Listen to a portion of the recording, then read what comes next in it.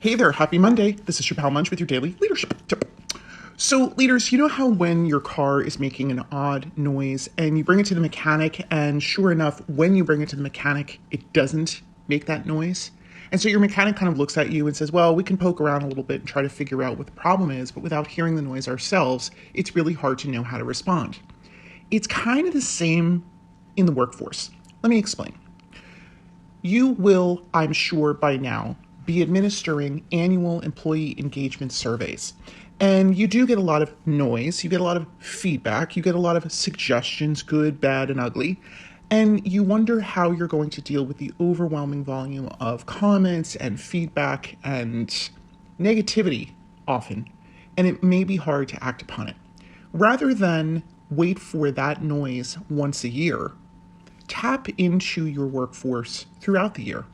Have conversations on an ongoing basis and stop putting so much pressure on yourself that it has to be some sort of a structured feedback conversation. Sure, if you need a framework, there are resources available, but whatever happened to the power of just regular conversation? In the course of a day, check in with your employees. Ask them how they're doing. Today is Monday, right? Ask them how their weekend was. No, you don't have to get too personal if that's not your thing. But when you check in more often and you create a pattern of being genuine around conversations, you will much more often and more genuinely get the information that you need to make the incremental changes to your workforce that will make all the difference in their engagement and your productivity. So stop waiting for that once a year noise to know where and how to act to give your employees the environment they deserve. Check in with them, be human, and have conversations ongoing.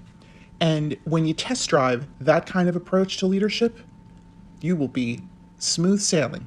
Okay, I mixed metaphors there, but you get my drift. Hey, you have a great day, and I'll see you right back here tomorrow. Peace out.